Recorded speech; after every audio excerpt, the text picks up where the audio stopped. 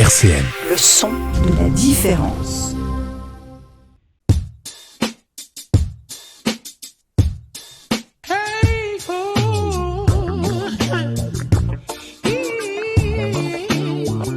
Midi 30, le micro déconfiné avec Lionel sur RCN.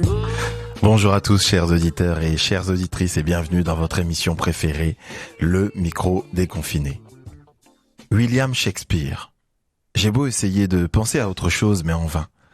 La seule chose qui me cogne à l'esprit, c'est William Shakespeare. The Tempest. La tempête. Alors certes, notre invité du jour n'est pas Prospero, mais il en a tout l'air. Style urbain, tout de blanc vêtu, tel un ange. Venu d'ailleurs, les cheveux bien coiffés, coupe maîtrisée, gel délicatement appliqué. Les yeux bleu-vert, regard de prince. Il déborde de passion comme s'il en pleuvait, comme s'il en tempêtait. Le coup de foudre pour la musique, ça fait un moment qu'il l'a eu, mais tout récemment, il eut cet éclair de génie. Et si je me lançais dans la musique?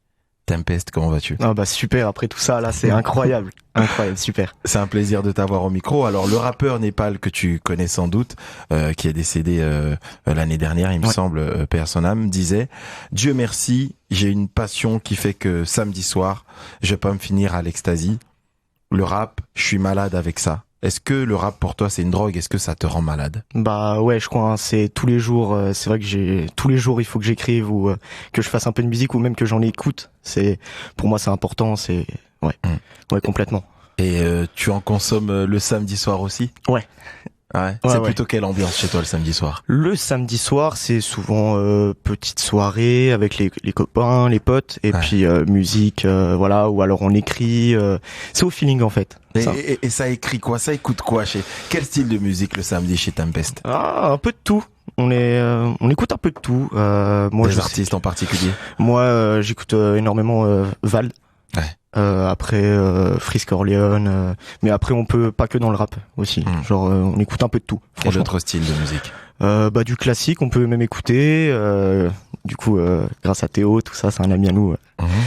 Et du coup, voilà ça. Après, on écoute vraiment de tout. Rap, j'écoute aussi du métal un peu. Voilà. Mais qu'est-ce qui t'a donné toi envie de faire du rap? Eh ben, je crois que déjà c'est de voir les rappeurs en faire. Je me dis que c'est carrément possible. Et puis quand j'étais plus jeune, il y a eu 2 rappeurs qui sont venus pour un anniversaire surprise pour moi et qui avaient fait du coup chez mon papy un petit anniversaire surprise avec un petit concert. On peut avoir leur nom? Salaire et Donnie Darko. Ouais. Je crois qu'ils sont plus ensemble, enfin ils rappent plus, je sais plus exactement, je suis pas au courant. Mais en tout cas, je me suis dit que c'était possible du coup. Et en fait, t'as vu cette prestation-là, t'avais quel âge à peu près? Je devais avoir 7-8 ans.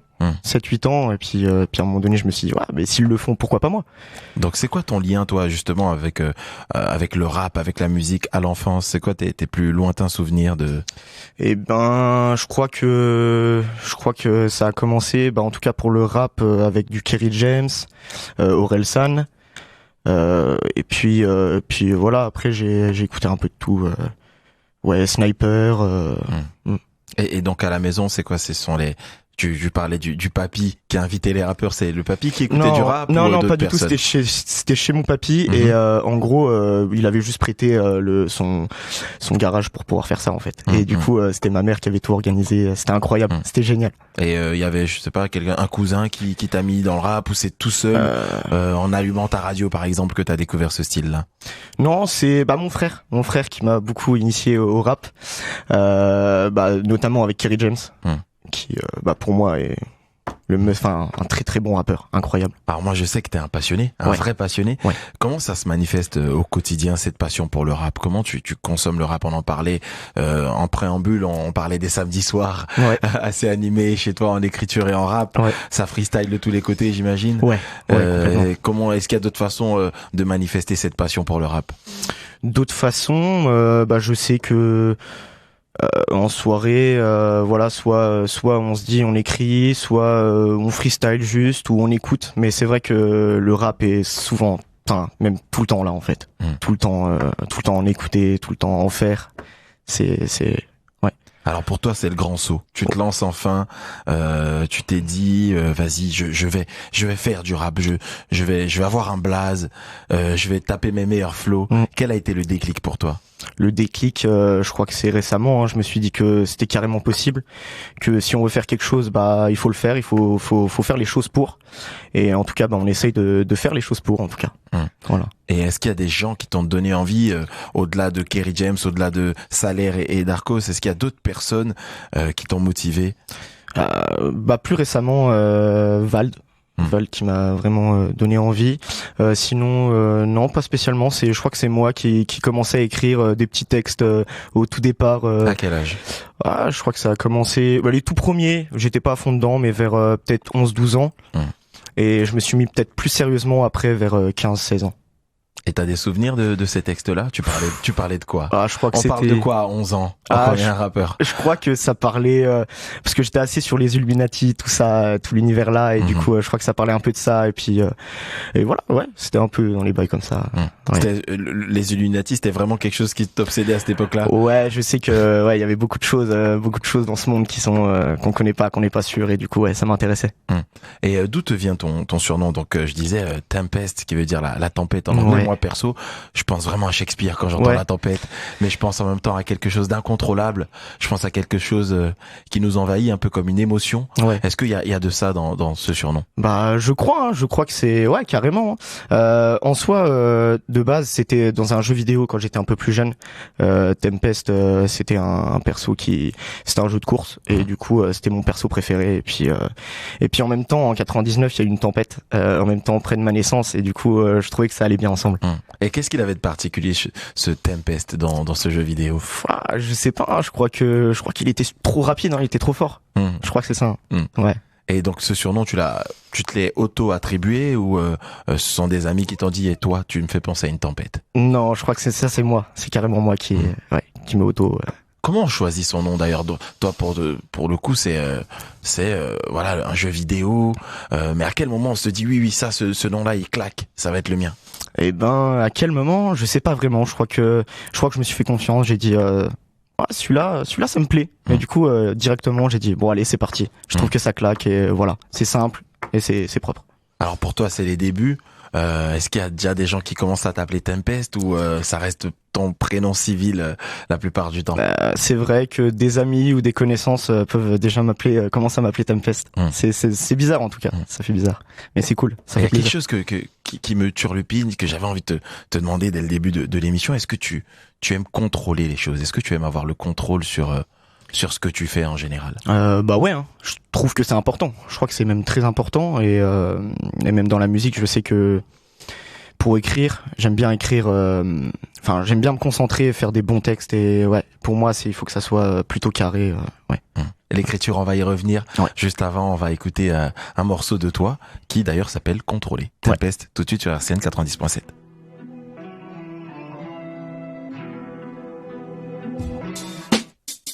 Le micro déconfiné avec Lionel sur RCN. Et on est en direct sur RCN 90.7 avec Tempest, notre invité du jour. On vient d'écouter ton morceau Contrôlé, avec une prod de Sizi. Comment il est né, ce morceau? Comment il est né? Il y a eu la sortie de Échelon 2 de Vald, d'Échelon entier, et il y a eu une prod de Sizi dessus. Et en gros, moi je me suis dit pourquoi pas rapper dessus, surtout qu'elle était libre. En gros, je me suis fait un petit défi d'essayer de faire un truc bien quali sur une prod qui était super bien, en tout cas. Moi je trouve qu'elle est top. Elle est très cool, la prod, et en plus on sent l'influence de Vald dans ton flow. Est-ce t'as d'autres influences aussi dans les rappeurs? Vald, Orelsan. Je crois que après je m'inspire un peu de beaucoup de rappeurs. J'essaye d'écouter beaucoup, et de me faire un peu mon mélange, quoi. Plutôt rap français. Dans la marmite. Plutôt rap français. Et après je fais le mélange dans la marmite. Est-ce que c'est important pour toi, l'écriture, la plume? Ouais, c'est super important. Pour moi, c'est bien de faire un peu de texte, un peu plus libre, un peu plus léger sur les paroles. Mais moi, c'est vrai que j'aime bien avoir un truc concret, quelque chose qui raconte quelque chose, et je trouve que c'est important. Je trouve que c'est très important de d'avoir un peu de sérieux quand même si on peut en rigoler, on peut rigoler, mais moi avec la musique j'aime bien avoir un petit côté sérieux quand même, raconter quelque chose, parler de quelque chose, dire quelque chose. Est-ce qu'il y a un thème chez toi qui est récurrent? Un thème, je crois que c'est l'élévation, enfin essayer d'être mieux chaque jour. Je crois que c'est un peu ça. Et d'ailleurs ma musique m'aide à être un peu mieux chaque jour. C'est une musique c'est un rap assez positif. Ouais. Complètement, même si après de temps en temps c'est bien aussi, comme le yin et le yang, je crois que c'est important de faire un peu des deux, un peu voilà, ouais, je pense. Alors je me suis permis de dire rap positif, mais je ne veux pas non plus enfermer dans une case ton rap. Toi personnellement, comment tu définirais ton rap? Comment je le définirais? Je sais pas vraiment. Moi je crois que c'est un rap conscient, et puis ouais, il y a pas vraiment de nom exact. Je crois que c'est plutôt un rap conscient en premier, mais ouais. Quelle est l'importance justement de cette conscience de ce type de rap pour toi? En quoi c'est important de valoriser ces lyrics-là? Je pense que si ça peut m'aider, je me dis que ça peut aider aussi d'autres personnes, et je pense que voilà, positif attire le positif. Donc je pense que dans cette période, dans ce monde un peu spécial, c'est bien avoir d'un côté de positif, je pense. Et en tant que grand passionné, quel type d'émotion te touche quand t'écoutes un rappeur? Quel est le mot qui va faire tac, qui va faire mouche? Alors j'aime bien quand il parle, quand il parle de soi-même, quand il raconte un peu ce qu'il pense de la vie, tout ça, par exemple type Rappel de Vald ou Note pour trop tard d'Orelsan, qui s'inspire du livre de Marc Aurèle, Note pour soi-même, qui est un peu un recueil philosophique, voilà, Orelsan, des conseils un peu qui se donne à lui-même, quoi. Je connaissais pas, je savais pas du tout. Ok, tu m'apprends quelque chose, c'est cool. Et du coup, il y a ça en fait, il y a cette vision de vouloir transmettre quelque chose. Est-ce que c'est ce que tu essayes de faire à ton public? Tu essayes finalement de lui apporter ton point de vue sur le monde? Je crois que c'est ce que j'essaye de faire. Je pourrais jamais oui, c'est ça. Ouais, carrément, je peux pas comment dire. Ouais. Je parle de public, il y a aussi le rapport à la scène. Pour l'instant, c'est vrai que tu te lances à peine, donc t'as pas encore fait de concert. Non. Comment tu appréhendes? On va fermer les yeux, on s'imagine, je sais pas, moi, à la rentrée en septembre. T'es devant une foule, t'es devant 5000 personnes. Comment t'appréhendes ce moment? En vrai, avec un peu de stress, mais j'essaye de le transformer en stress positif. Parce que je trouve que c'est important, et puis que c'est une chose incroyable. Ça fait genre 6 ans, même plus, que j'écoute du rap et que j'en écris, et que je me dis au bout d'un moment, voilà, ça va être le moment, ce moment qui va être incroyable. Et je sais que t'as hâte de monter sur scène. Ouais. Comment est-ce que tu vas préparer ça? Comment je vais préparer ça? On va le préparer avec mon équipe. Voilà, on va préparer ça bien comme il faut pour que tout soit carré une fois qu'on y arrive. Ouais. Tu parles de ton équipe, t'as un groupe qui s'appelle 54 Impact. Ouais, c'est ça. Il est composé de qui, ce groupe? Alors, il est composé donc de 4 rappeurs, Chad, Tempest, moi, le Michael et 2WS, du coup le S, et du coup voilà, et il y a aussi le R, Rémi, qui s'occupe des prods. Voilà, pour l'instant on travaille encore ensemble, on se cherche encore un peu, et ça va arriver fort bientôt ensemble. On voit beaucoup de rappeurs qui sont, on va dire, leur carrière est née dans des collectifs, dans des groupes, et puis qui ont fini en solo, ou parfois même l'inverse, des rappeurs qu'on a connus solo et au final qui font des albums à deux, etc. En quoi c'est important dans ce style de musique-là de faire des collabs tout le temps? En quoi c'est important? Je sais pas vraiment, mais je sais que moi c'est vu que c'est une bande de potes, qu'on est tout le temps ensemble. Du coup, on s'est dit voilà, pourquoi pas faire ça ensemble. On rappait un petit peu chacun de notre côté. Moi, je sais que j'avais commencé un peu avant, mais voilà. Après, on s'est dit pourquoi pas faire ça ensemble en fait. On est un crew, on se comprend. Ouais, pourquoi pas le faire? Pourquoi pas? Et vous avez fait ça ensemble, en tout cas avec Chad, sur le titre qu'on va écouter tout de suite, qui s'appelle Penser sur RCN 90.7. Jusqu'à 12h30, le micro déconfiné avec Lionel sur RCN. Et on est sur RCN 90.7, on vient d'écouter le morceau de 54 Impact, en tout cas de Chad et de Tempest, Penser. Comment est né ce morceau-là? Comment est né ce morceau? Je crois que c'était pendant la période de confinement. c'était une période assez sombre, assez enfermé quoi. Et du coup, je crois que à ce moment-là, on s'est dit viens, on fait un son. Et puis en plus, ce qui était marrant, c'est qu'on avait chacun, on parlait à peu près de la même chose. Et du coup, le chagrin. Ouais, c'est ça, un peu un côté sombre, le côté sombre. Et du coup, on s'est dit bah vas-y, on fait ça et on l'a enregistré. Et puis franchement, moi je trouve qu'il me procure pas mal d'émotions. Ah ouais, on est bien dans la pénombre dans ce morceau. Les gadgets vont pas m'aider, l'alcool va pas m'aider. Exact. Besoin de joints pour visiter d'autres planètes. Exactement. Est-ce que c'était l'état d'esprit à ce moment-là? L'état d'esprit, je sais que vu que c'était une période assez sombre, on avait tendance, enfin moi je sais que j'avais tendance à, par exemple, à boire un petit peu plus, par exemple. Et du coup, les mauvaises habitudes du confinement. Exactement. Et du coup, même dans le morceau, je dis que on va loin. Enfin, je parle d'Evaël, une fille qui a succombé suite au lin. Et du coup, au final, on va loin comme Raël, on veut aller loin comme Evaël, et au final, on va loin comme Raël. Au lin, est-ce que tu peux expliquer? C'est une boisson à base de codéine, du coup, mais enfin c'est des médicaments et du coup c'est considéré maintenant comme une drogue aujourd'hui. C'est ça, ouais, c'est bon. Les Américains appellent ça la lean. C'est de la codéine avec du Sprite. Ils mettent aussi de l'alcool dedans et puis ça fait un effet chimique donc qui est très dévastateur pour le cerveau. Et beaucoup de jeunes consomment de la lean en soirée. Quoi. Donc toi, c'est une histoire qui t'a touché personnellement? Ouais. Je trouve ça, c'est bête. Hein. C'est bête pour des choses comme ça de partir pour. Et tu parlais de visiter d'autres planètes.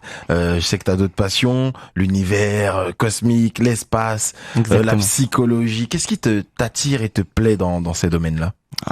Qu'est-ce qui me plaît, c'est qu'on est dans un monde. Je sais pas. C'est que qu'est-ce que je pourrais dire. T'aimes bien un peu rêver, peut-être. C'est ce truc d'évasion. Ouais, je crois que c'est ça. Ouais, des choses.